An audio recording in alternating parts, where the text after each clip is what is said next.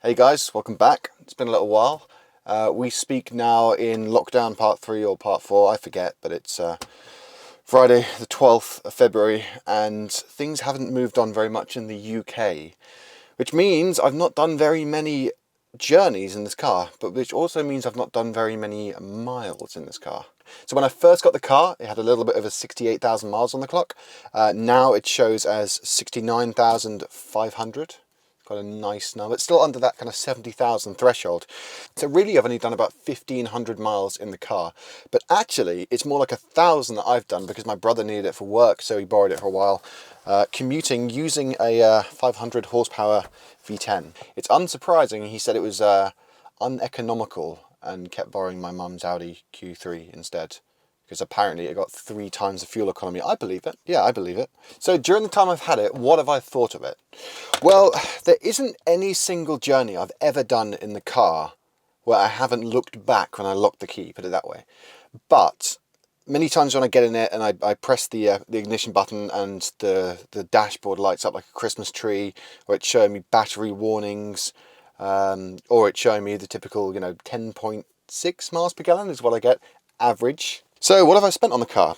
Well, I've had it 11 months this month. That's fun. The car cost me £10,000. It's £10,000 for a 2006 car with 9 previous owners, or maybe I'm the 9th owner, something like that.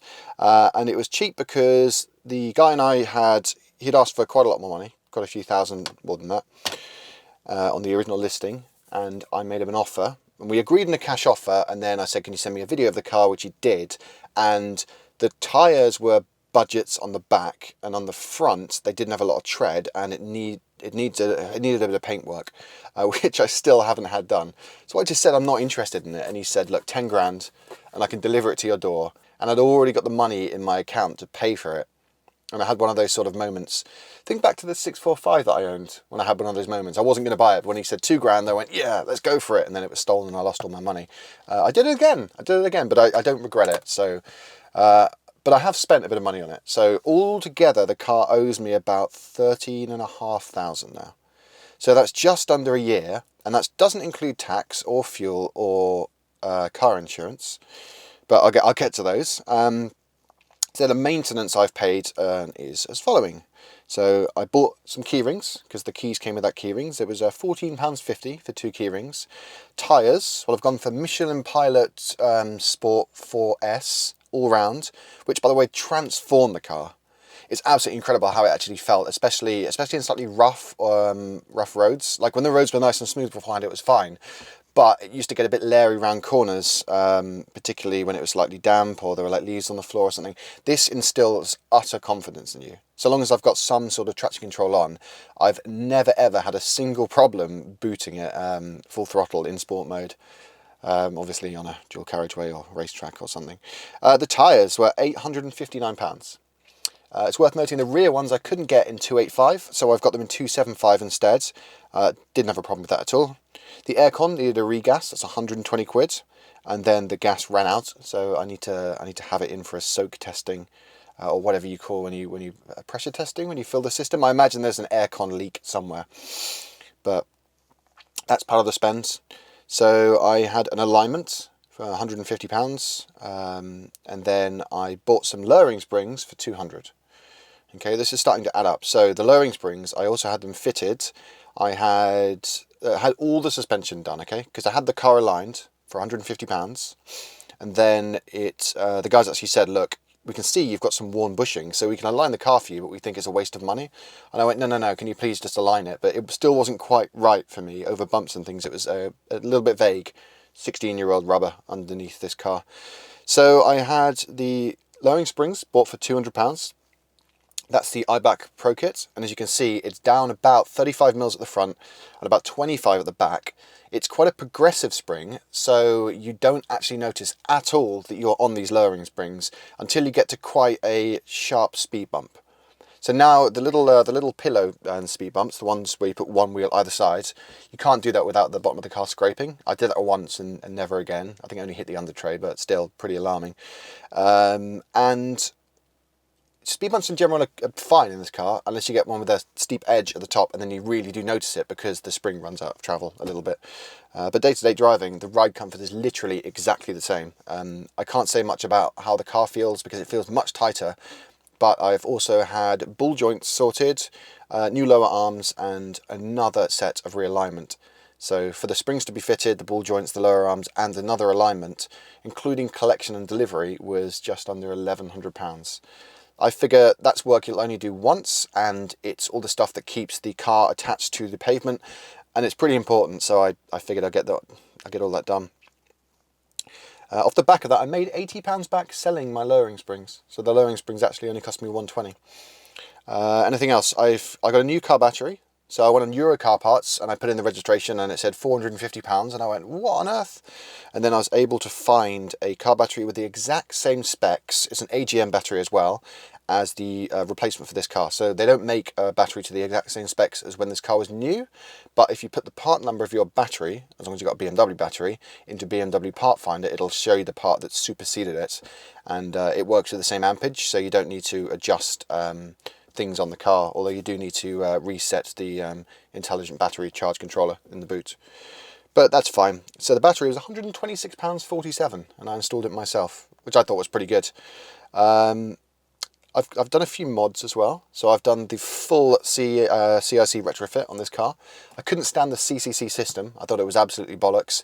To get in the car and then have to change like where the air's coming out of on the dash, you have to sift through like 10 different menus, and it would take you maybe 35 seconds or so for the whole system to come up. This one's got a hard disk installed, so it's much quicker than reading from like a DVD or whatever the hell it used to do. But yeah, that's a vast improvement. People have stated that it costs in between £1,000 and £2,000 to get the CIC retrofit done. I did it all myself. So I bought the head units. I bought this lovely carbon fibre panel here.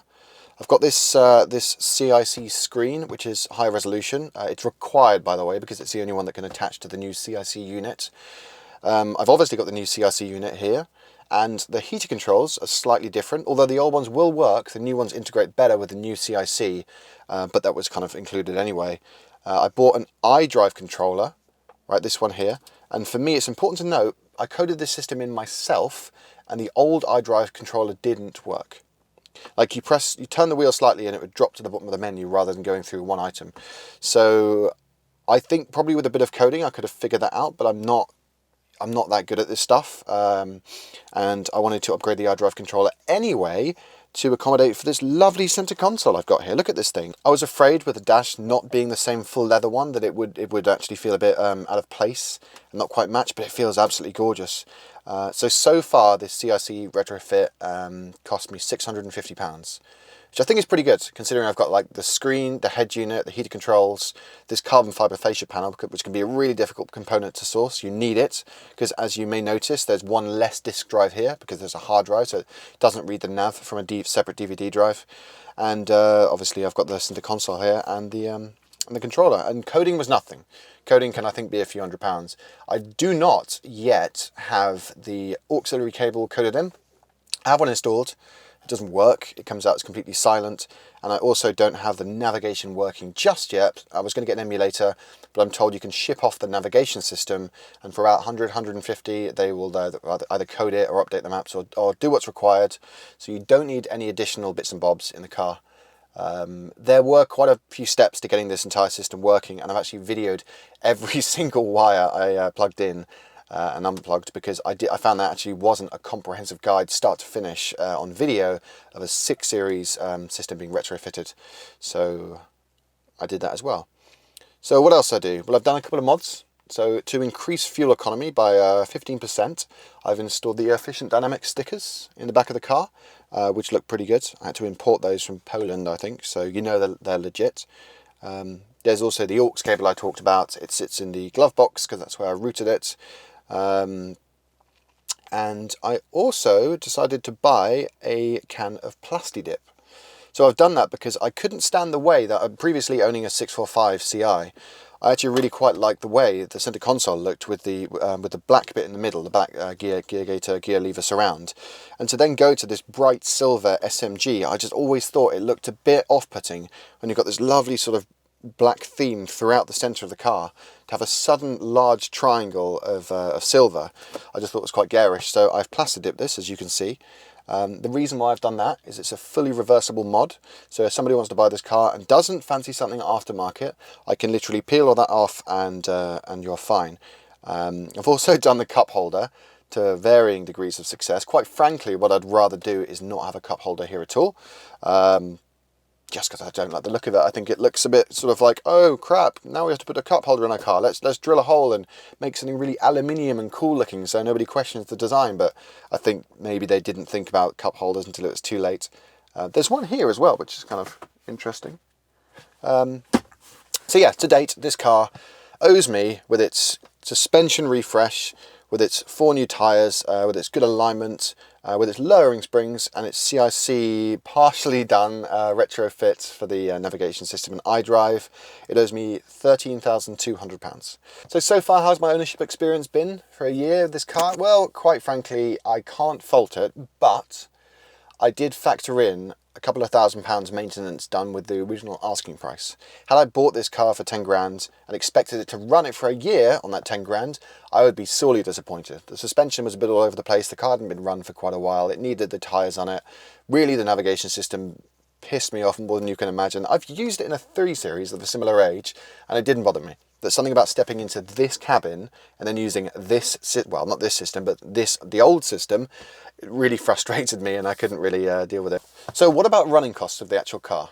Okay, fine. So tyres, by the way, you can probably expect about 18,000 with the front and 12,000 with the back if you're super careful, which you're not going to be. So you need to make up your own mind on how important that rubber is to your right foot and to your wallet. Me, if I replace the tyres every 2 to 3 years, that's fine with me. I normally do about 3,000 to 4,000 miles a year because I don't do any sort of commuting or anything. It's all pleasure driving, which is why I own one of these. Oil. So I've had this car for 1,500 miles and it's dropped 0.2 of a litre in oil. But you have to get it serviced ideally every about 6,000 to 9,000 miles is what the experts are saying. Ignore the BMW service schedule. An oil service, that's not the spark plugs, an oil service at a BMW garage itself is £280. You can get it a little bit cheaper if you get it done at an independent garage, but that realistically means, for me, doing 3,000 miles a year, every 2 to 3 years, I'm going to get the oil done at 280 quid. It's not too bad. So everything seems quite normal so far.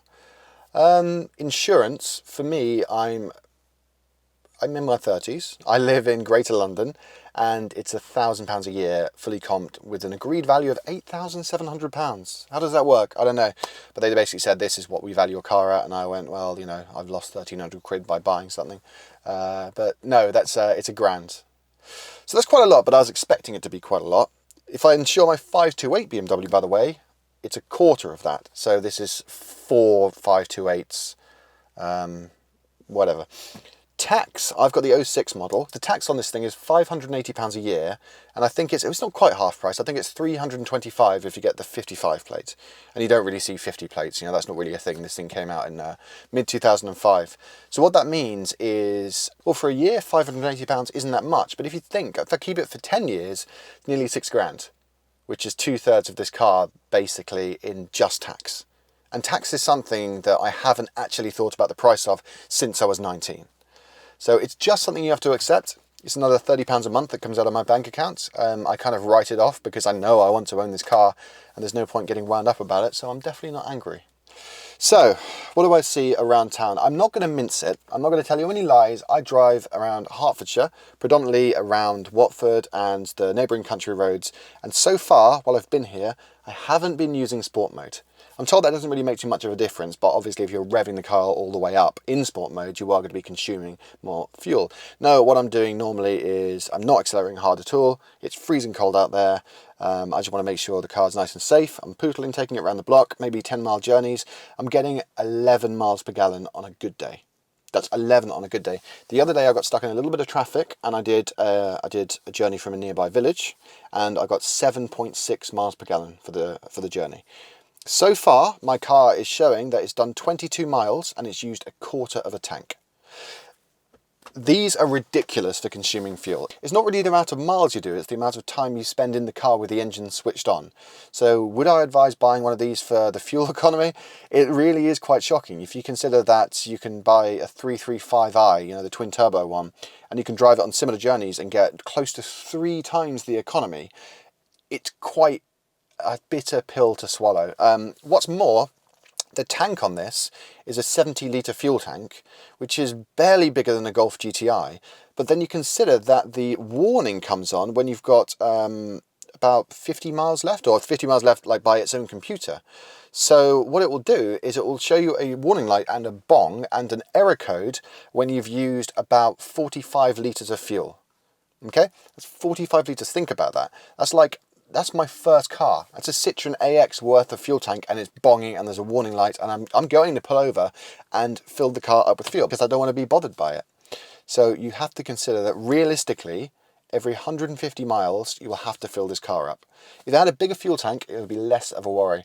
That said, the best fuel economy I ever got from this car is when my mum and I went to Oxford, back, you know, before the lockdown, well, in between the lockdowns when we were allowed to. And on the way back, the car was in limp mode. So it's in this sort of get yourself home mode where it restricts itself to what feels like 60 horsepower. It doesn't really go any faster than about 70. And on the M40, we saw 29.4 miles per gallon. That's me resetting it before I go on the dual carriageway and then me checking out the onboard computer as we come off. So really on a long journey, if you're being super, super careful with your right foot, you might see 280 miles. But I mean, when I've done a proper long journey, and I haven't done a proper long journey, I'll report back on that one. I did speak to somebody who told me he was getting rid of his car because it cost him £1,000, £1,000 in maintenance every 1,000 miles, so £1 per mile. But I quite simply don't see that being true, simply because I've driven 1,000 miles and the car is me £3,000.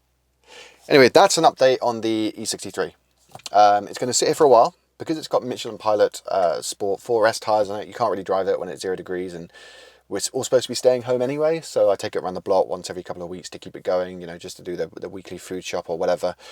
And that's sort of it with this car. So a few other things it needs a bit of a detail, it needs a bit of a, you know, polish. I'd like to do the interior. It's sort of like the back seats are amazing, this passenger seat's pretty good, but the driver's got a bit of wear on it, and the steering wheel is a bit shiny for my liking. There's a few plastic bits and pieces I'd like done, but fundamentally I think it's fine. You know, you get in it, you drive it around the block, and it's cool. And so that brings me on to the E39. Where is it? Well, really, after I resurrected it, it kind of went just back where it was for about a year. And then I took it out again and did that journey to Germany, whereby I drove it around the Nürburgring and my camera had failed and fallen off the windscreen of the car. And all we've really got is footage of me speaking to a camera inside the car for 20 minutes about how slow but cheap to run on an autobahn my 528 is. So at some point I'll probably upload that, but it's not the most exciting video. I was hoping it would be a this is what this car does, and then have the lap of the ring, which we couldn't actually do because it was so crowded.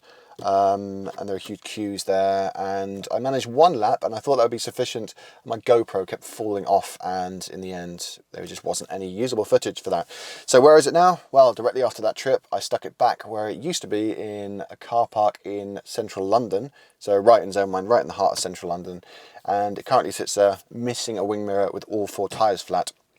I've tried multiple times to go and get the car back. It's still only got about 62,000 miles on it, and I want to do a full body restoration on it.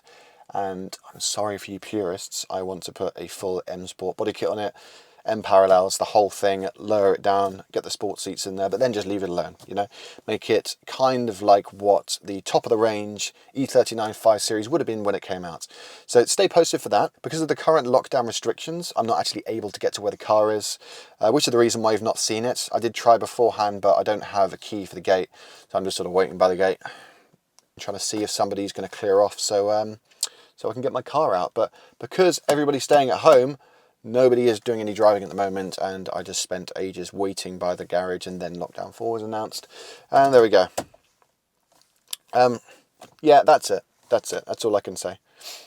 If you want to see like a certain style of video, if there's anything I can do for you while I'm sat here doing absolutely fuck all, please feel free. I also got a new microphone. Cool. See ya.